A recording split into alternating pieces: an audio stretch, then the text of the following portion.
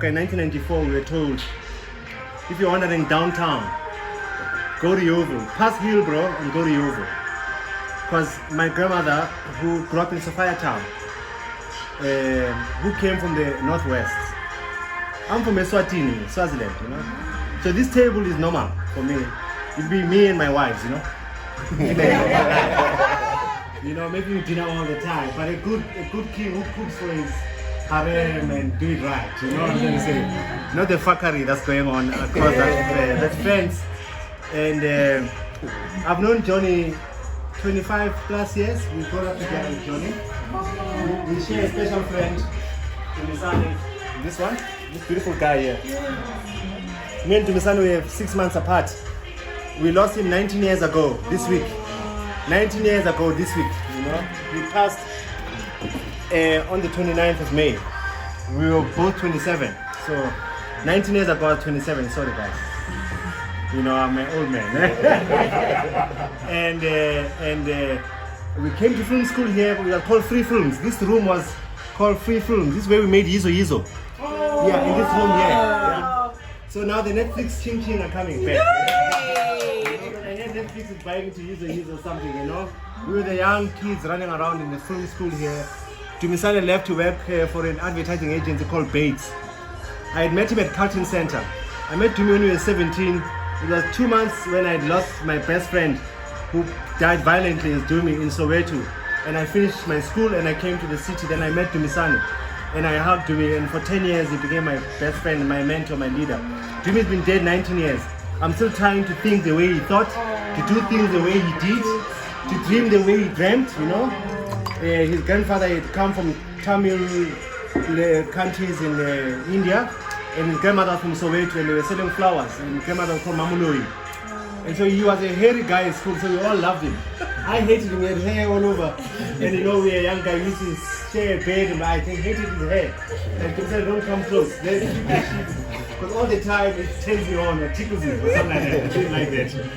And so Johnny is here from Cape Town, and somehow so I write to him, I said, you're migrating to Josie tonight at the right week when I've been so pensive thinking about, I think about Jimmy all the time, and I think about Jimmy this week, the 29th of May till when we buried him on the 6th of June. You know, and almost all the time things happen in that week since it's passed. I've taken note, and he speaks to me in good or not so good ways, you know. So we came here as kids, and we're reminiscent of Sophiatown. Because Sophiatown used to be like this. There used to be a big mansion with 3 bathrooms and lanterns, and it belonged to a black guy called Dr. Kuma, who in 1905 had gone to South Carolina and he became a medical doctor, married an African-American wife, came to Johannesburg, lived in Sophiatown, and had a house with 3 bathrooms. Next door was a house belonged to Bloke Mudisane, who was a great writer, who wrote Blame on History, who lived in a little rickety shack, half of this room. You call him up Bloke, was the mother of Bloke, and he was one of the greatest thinkers. Yeah. And he said, I live next door to this family, and then the 3rd house used to belong to the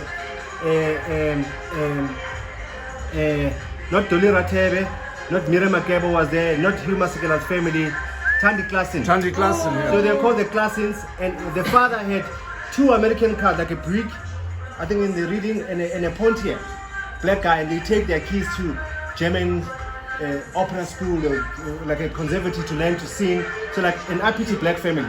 Then next door is the Chinese man with his teenage daughter, Chinese, who sells meat, who lives as ordinary and as poor as our grandparents, who supplied meat in the entire neighborhood. So the class. Mandela came there with his oversized suit, new, after he met his uncle in Alexander, came to Sophiatown, before winning, with his Christian wife and his kids, trying to become a lawyer. And I think that's where his spirit of the liberation theology and the other implications that make him even more political, or to be the chosen one, for him to be the face of our struggle. It was Sophiatown, because Miriam was on stage, Godfumuloi, gangsters, some uncles, so there was class. But one day, because the culture was so amazing, they came, they kick all the black folk and they bulldoze everything for the jealousy, because what we do like this, guys, I don't know you, look how we do things, you know. And some people may not like this, or it will touch us in a most amazing way that we tell our kids to find an art to break bread like we do. So I mean that spirit. I was never there, guys. I read these things, but my grandmother grew up in Soweto. She used to make dinners and say, why did you use those nice glasses? And say, you must wait for Mandela to come out of prison. You know, there's no party till we are all free, you know?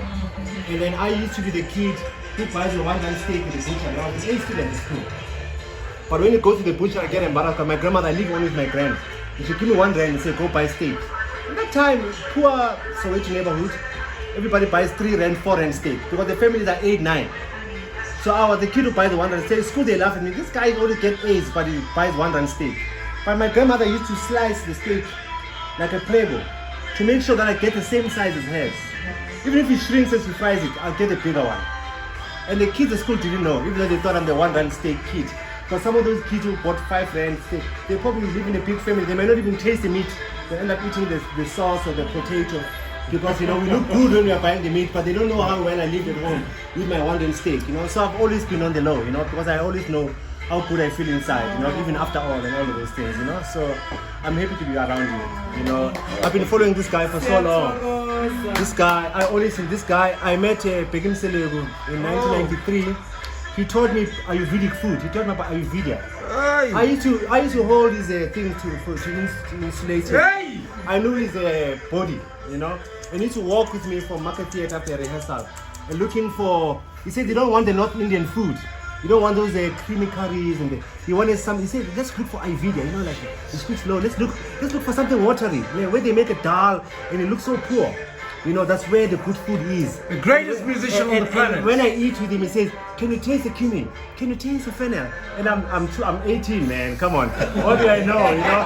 But I'll say, yeah, and the food doesn't look good, man. It looks like a little tea, you know, with the basmati rice, like peasant dishes, you know.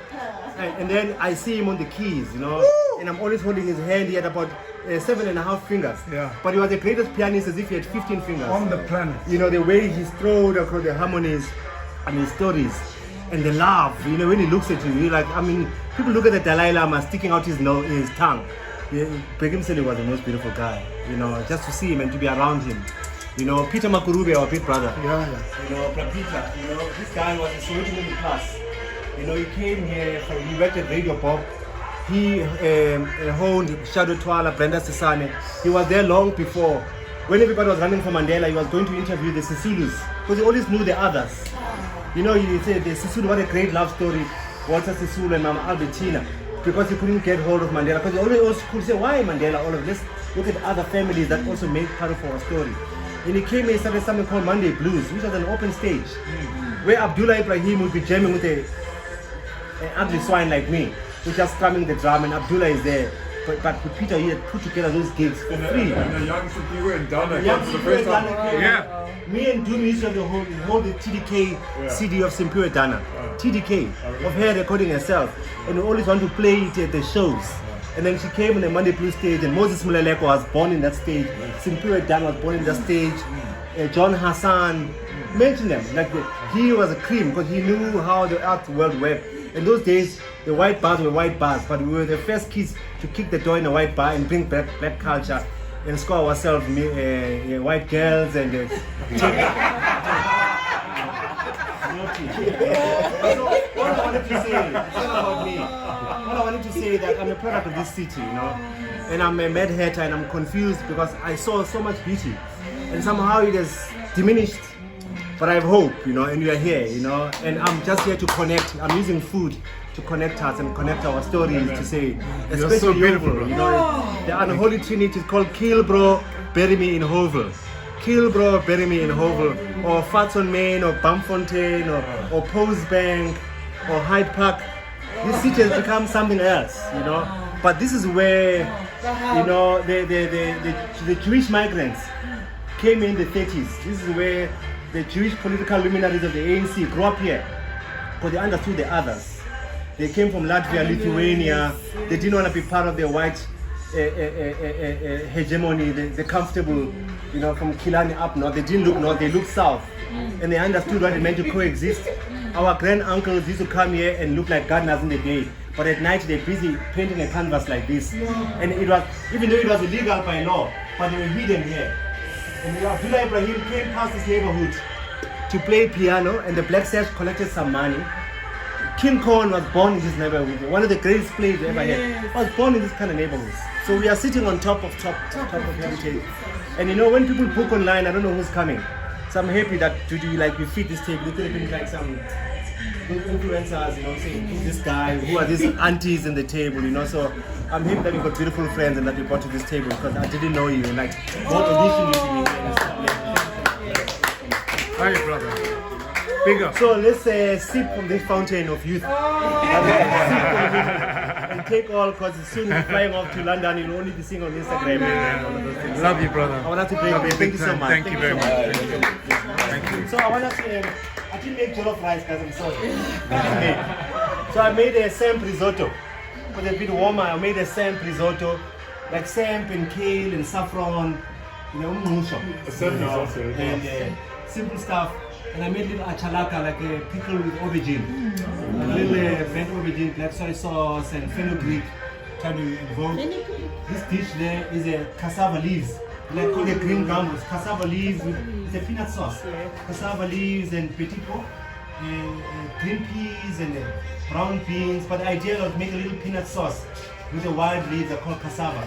That gumbo there is a red, like a Ghanaian red tomato sauce.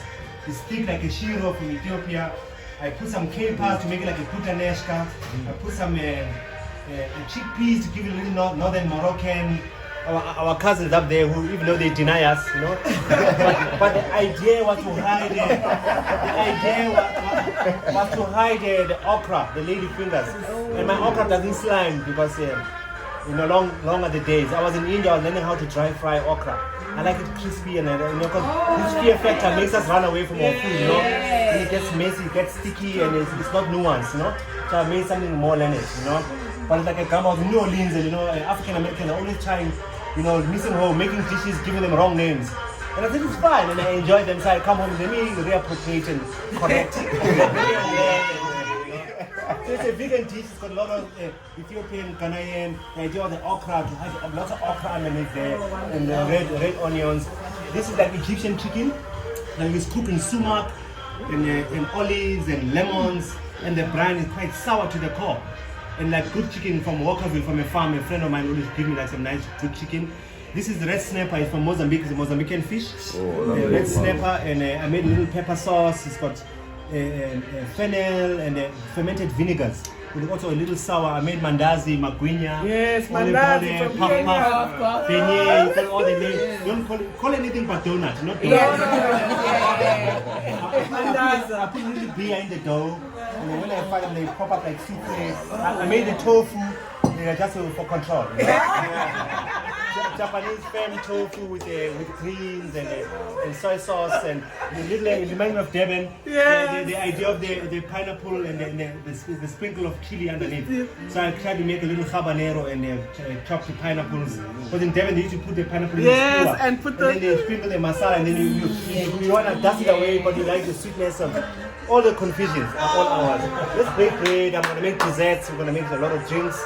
Let's get to know each other. I hear Matt is on a good, he's coming here to look for amazing. We must share. Let's get to know what we do, who we are, and connect from this table. Let's make it. Thank you so much. Let's just eat. I'm going to lock the doors and Putrana was never ready.